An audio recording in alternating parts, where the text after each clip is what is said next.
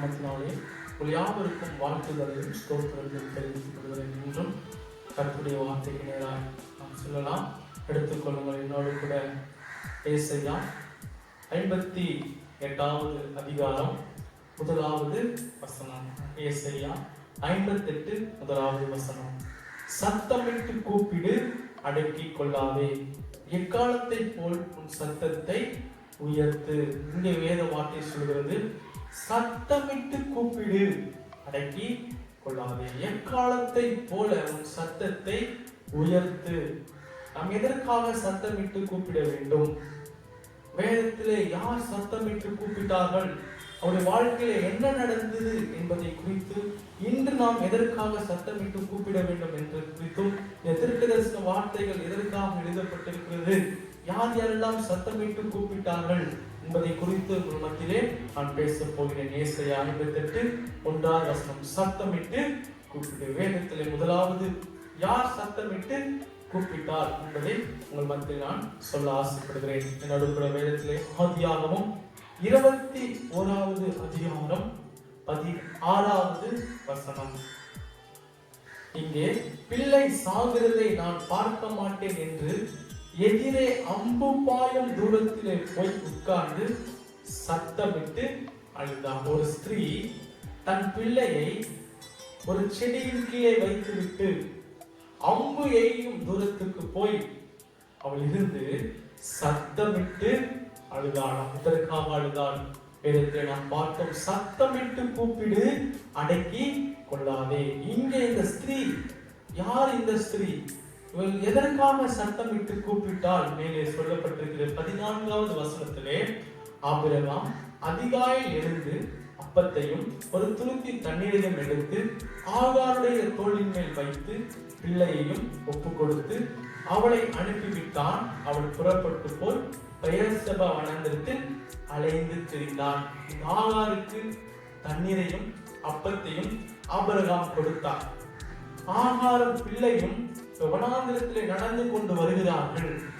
அவர்கள் நடந்து கொண்டு வந்த வேளையிலே என்ன நடந்தது என்றால், தொடர்ந்து வசனம் சொல்லுவது, துருத்தில் இருந்த தண்ணீர் செலவழிந்த பின்பு அவள் பிள்ளையை ஒரு செடியின் கீழே விட்டு, இவர்கள் இருவரும் வனாந்திரத்திலே நடந்து வந்ததினாலே ஆபிரகாம் கொடுத்த தண்ணீரும் அப்பமும் தீர்ந்து விட்டது. இன்றைய இந்த லாக்டவுன் உங்களுக்கும் எங்களுக்கும் அனைவருக்கும் ஒரு வனாந்திரமா இருக்கிறது. நம்மிடத்தில் இருந்த எல்லா ஆசீர்வாதங்களும் எல்லா தேவைகளும் நம்மை விட்டு தீர்ந்து போயிற்று. அந்நாட்களிலே இந்த ஆகாருக்கும் அவள் வைத்திருந்த தண்ணீரும் அப்பமும் தீர்ந்து போனது. அவள் என்ன செய்தாள்? வேத வார்த்தை சொல்லுகிறது, அவள் பிள்ளையை ஒரு செடியின் கீழே விட்டு, வனாந்திரமான ஒரு இடம், அங்கே ஒன்றும் இருக்காது, ஒருவரும் காணப்பட மாட்டார்கள். ஆனாலும் அவள் ஒன்றை கண்டாள், அதுதான் செடியா இருந்தது. அந்த செடியின் நிழலிலே தன் பிள்ளையை வைத்தாள். இன்று நாம் செட்டைகளின் நிழலிலே, ஆண்டவருடைய செட்டை நிழலிலே நாம் தங்க வேண்டுமா? அவள் அந்த பிள்ளையை அந்த செடியின் கீழே விட்டாள். ஒரு மரம் அது வளருவதற்கு அது பசுமையா இருக்கிறது.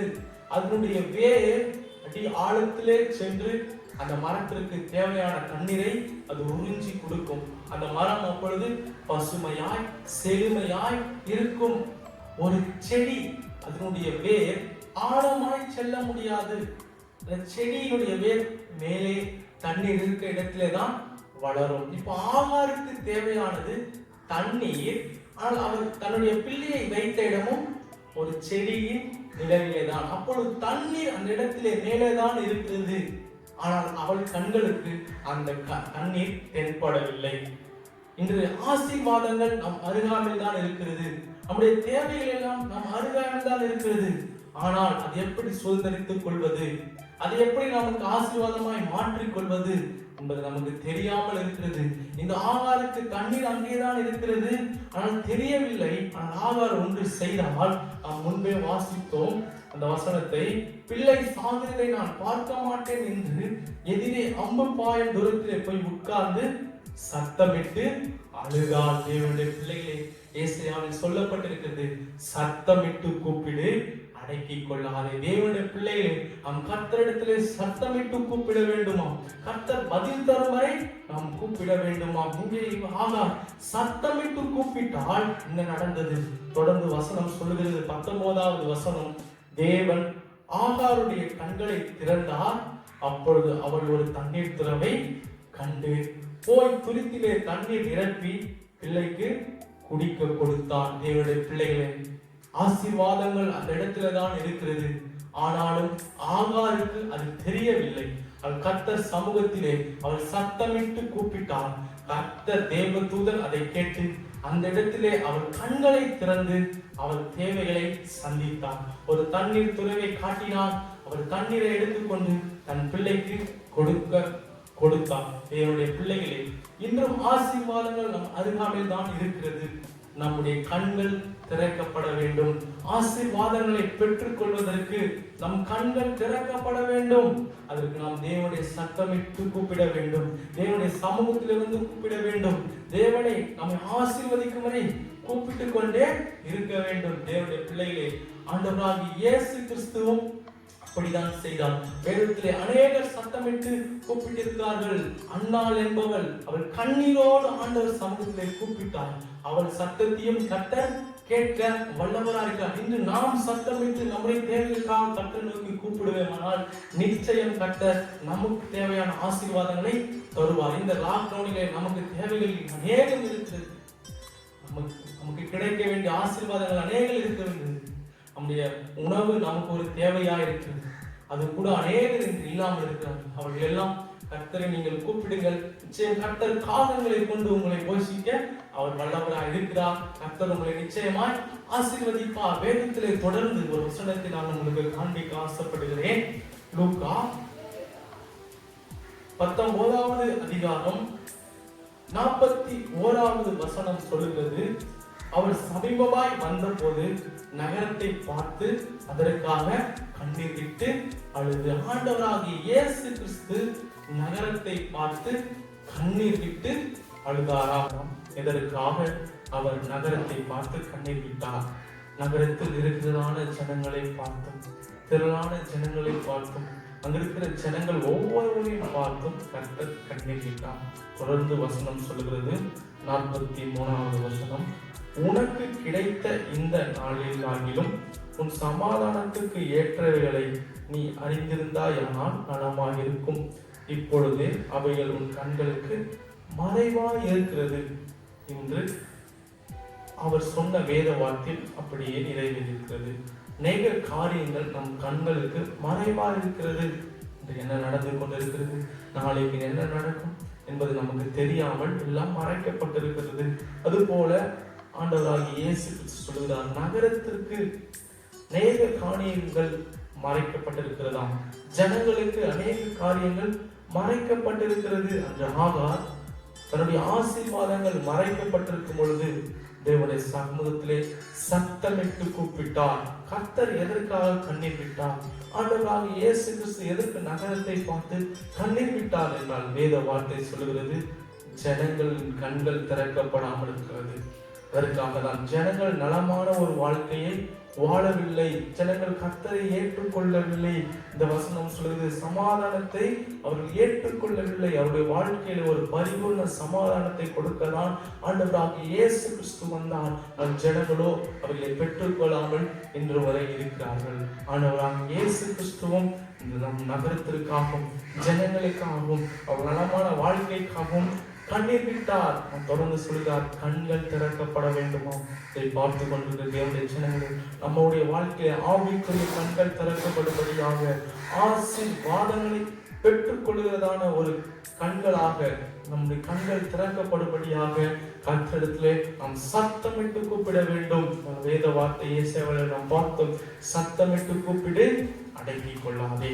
தொடர்ந்து ஏசாயா 42வது அதிகாரம் 14வது வசனத்தை நாம் வாசிக்கலாம். நான் வெகு காலம் மௌனமாயிருந்தேன், சும்மா இருந்து எனக்குள்ளே அடக்கிக் கொண்டிருந்தேன். இப்பொழுது பிள்ளை பெறுகிறவனை போல் சத்தமிட்டு அவர்களை பழிவாங்குவேன். கர்த்தருடைய வார்த்தை சொல்லுகிறது, அநேக நாள் கர்த்தர் மௌனமாயிருந்தாராம், சும்மா இருந்தாராம். தொடர்ந்து வசனம் சொல்லுகிறது, அவர் சத்தமிட்டு அவர்களை பாழாக்கி விழுங்குவேன் என்று கர்த்தர் சொல்கிறார். எதற்காக தொடர்ந்து வசனம் சொல்கிறது? நான் மலைகளையும் குன்றுகளையும் பாழாக்கி அவைக்குள்ள பூண்டுகளை எல்லாம் வாட பண்ணி ஆறுகளை திட்டுகளாக்கி ஏரிகளை வற்றி போக பண்ணுவேன். ஜனங்களுக்கு நகரத்தில் வாழ்வதான ஒவ்வொருவருக்கு தேவையான எல்லா ஆசீர்வாதங்களையும் கர்த்தருடைய வார்த்தை சொல்லுகிறது. கர்த்தர் சொல்லுகிறார், எல்லாவற்றையும் பாழாக்குவேன். ஏன்? கர்த்தருடைய சத்தம் நாம் கீழ்ப்படியவில்லை. அநேக நாள் நாம் அடங்கி கொண்டிருந்தோம். கர்த்தரும் அது போல தேசம் நடக்கிற அக்கிரமத்திற்காக அநேக நாள் அவர் அடக்கி கொண்டிருந்தார் என்று வேதம் சொல்கிறது. அவர் அமைதியா இருந்தார், அவர் மௌனமா இருந்தார். தொடர்ந்து அவர் இந்நாட்டிலே எல்லாவற்றையும் பாழாக்குகிறார். தொடர்ந்து வசனம் சொல்லுகிறது, 16வது வசனம், குருடரை அவர்கள் அறியாத வழியிலே நடத்தி. யோசித்து பாருங்கள், குருடர்களுக்கு அவர்கள் அறியாத வழியிலே நடத்தி. குருடர்களுக்கு பார்வை இல்லை, அவர்களுக்கு வழியும் தெரியாது, பாதையும் தெரியாது. அவர்கள் ஒரு கொம்பை வைத்துக் கொண்டு தடவி கொண்டோ தங்களுடைய காரணால் தடவி கொண்டோதான் செல்லுவார்கள். வசனம் சொல்லுகிறது, குருடரை அவர்கள் அறியாத வழியிலே நடத்தி. குருடருக்கு வழி தெரியாது, ஆனாலும் அவர்களையே அறியாத வழியிலே நடத்துவாராம். நாம் இத்தனை நாட்களால் ஒரு சமாதானமான ஒரு நல்ல வாழ்க்கையை வாழ்ந்து கொண்டிருந்தோம். ஆனால் இன்றோ இந்த வேத வார்த்தையின்படி குருடரை அவர்கள் அறியாத வழியிலே நடத்தி என்பது நம்மளை தான் குறிக்கிறது. கர்த்தர் தேசத்தை பாழாக்கும் பொழுதுதான் குருடர்கள் அறியாத வழியிலே போல இன்று நாம் நடந்து கொண்டிருக்கிறோம். என்ன நடக்கிறது? இந்த லாக்டவுனிலே ஒன்றும் தெரியவில்லை, அறியாமல் நாம் சென்று கொண்டிருக்கிறோம். இன்று கடைகள் இருக்கிறது, நான்கு கடைகள் இல்லை, இன்று ஒரு சட்டம் நாளைக்கு ஒரு சட்டம் என்று குருடர்கள் அறியாதது போல நம்முடைய வாழ்க்கையும் அறியாமல் புரியாததால் இருந்து கொண்டு இருக்கிறது. தொடர்ந்து வசனம் சொல்லுகிறது, அவர்களுக்கு தெரியாத பாதையில் அவர்களை அழைத்து கொண்டு வந்து. இத்தனை நாட்கள் நமக்கு தெரியும், ஞாயிற்றுக்கிழமை என்றால் சபையிலே துதி ஆராதனை, சபையிலே ஆராதனை இருக்கும் என்று. ஆனால் இன்று அது ஆராதனை இல்லை, தெரியாத ஒரு பாதை. ஆனால் வேலைக்கு செல்லுகிறவர்களுக்கு ஃபர்ஸ்ட் ஷிஃப்ட், செகண்ட் ஷிஃப்ட் என்று நாளைக்கு என்ன வேலைக்கு போவோம் என்று தெரியும். ஆனால் இந்நாட்டில் வேலை இருக்கிறதா, சம்பளம் வருகிறதா, தேவைகள் சந்திக்கப்படுமா, கடைகள் இருக்குமா என்று ஒன்றும் தெரியாத பாதை. அதுதான் வேத வார்த்தை தெளிவாய் சொல்லுது. குருடர்கள் அவர்கள் அறியாத வழியை நடத்தி அவர்களுக்கு தெரியாத பாதையிலே அவர்களை அழைத்து கொண்டு வந்து இன்று நாம் நமக்கு அறியாத ஒரு பாதையிலே நடந்து செல்கிறோம். வேலை இல்லை, வாய்ப்புகள் இல்லை, தேவைகள் சந்திக்கப்படவில்லை, ஆசீர்வாதங்கள் இல்லை, எல்லாம் பாழாகி போய் கொண்டிருக்கிறது லாக்டவுனினாலே. ஆனால் வேத வார்த்தை சொல்லுகிறது, நீங்கள் கவனிங்கள், அவர்களுக்கு முன்பாக இருளை வெளிச்சமாக்குவேன். சொல்லுங்க அல்லேலூயா. ஒரு விசுவாசத்தோடு நாம் காத்திருக்க வேண்டும். கர்த்தர் இந்த லாக்டவுன் நமக்கு ஒரு இருளா இருந்தாலும் நிச்சயமாய் கர்த்தர் வெளிச்சமாய் மாற்றுவார். அல்லேலூயா. தொடர்ந்து வேதத்தை நீங்கள் பாருங்கள், ஆண்டவர் இருளை வெளிச்சமாக்குவார், கோணலை செவையும் ஆக்குவேன். இன்று கோணலா இருக்கிறது நம்முடைய வாழ்க்கை, கோணலும் மாறுபாடான ஒரு வாழ்க்கையாய் நம்முடைய வாழ்க்கை இந்த லாக்டவுனில் இருக்கிறது. கர்த்தர் இந்த லாக்டவுனை செவையாய் மாற்ற போகிறார். நமக்கு மகிழ்ச்சியான ஒரு வாழ்க்கையாய், சமாதானமுள்ள ஒரு வாழ்க்கையாய், நல்ல வாழ்க்கையை கர்த்தர் தருவார். அன்றே வேதத்தில் இயேசு கிறிஸ்து சொல்லுகிறார், நகரத்தை பார்த்து அதில் இருக்கிற ஜனங்களை பார்த்து அவர் கண்ணீர் விட்டார். காரணம், ஜனங்களுடைய கண்கள் இன்றும் திறக்கப்படவில்லை. எதை குறித்து ஜனங்களுடைய கண்கள் திறக்கப்படவில்லை என்றால் தன்னுடைய ஆசீர்வாதத்தை குறித்து, நிரந்தரமான ஆசீர்வாதம் பரலோகத்தில் வைத்திருக்கிறார் என்பதை குறித்து ஜனங்களுடைய கண்கள் திறக்கப்படாமல் இருக்கிறது. தொடர்ந்து இங்கே வசனம் சொல்லுகிறது, இந்த காரியங்களை நான் அவர்களுக்கு செய்து அவர்களை கைவிடாதீர்கள். இருளை எல்லாம் வெளிச்சமாக்கி இந்த லாக்டவுனில் இருந்து நமக்கு ஆசீர்வாதத்துக்குள்ளே அவர் கொண்டு போய் கர்த்தர் சொல்லுகிறார், இருளை வெளிச்சமாக்குவேன், கோலனான வழிகளை எல்லாம் செவ்வையாக்குவேன், அப்பொழுது அவர்களை கைவிடாதிருப்பேன். இதையெல்லாம் முடிந்த பின்பு கர்த்தர் ஒருவரையும் கைவிட மாட்டார். நொடி பொழுது அவர் நம்மளை கைவிட்டார். சில நாட்களாக லாக்டவுனில் அவர் நம்மளை கைவிட்டு இருந்தாலும் உருக்கமான இரக்கங்களினால் நாம் அனைவரையும் கர்த்தர் சேர்த்துக் கொள்ள, அவருடைய பரலோக ராஜ்யத்துக்கு சேர்த்துக் கொள்ள அவர் வல்லவராய் இருக்கிறார். ஆனால் நாம் என்ன செய்ய வேண்டும்? அந்த ஆகார் சத்தமிட்டு கூப்பிட்டான், கண்ணீரோடு அவள் ஜெபித்தாள், ஆசீர்வாதத்தை பெற்றுக் கொண்டாள். இடருக்கு குருடன் வழிகாட்டுகிற வழியிலே நாம் நடந்து கொண்டிருக்கிறோம். அறியாமல் புரியாமல் நாம் வாழ்ந்து கொண்டிருக்கிறோம். நாம் என்ன செய்ய வேண்டும்? ஆண்டவராகிய இயேசு நகரத்தை பார்த்து அவர் கண்ணீர் விட்டார். காரணம், அறியாமல் இன்னும் வாழ்ந்து கொண்டிருக்கிறார்களே, அவருடைய கண்கள் இன்னும் திறக்கப்படவில்லை.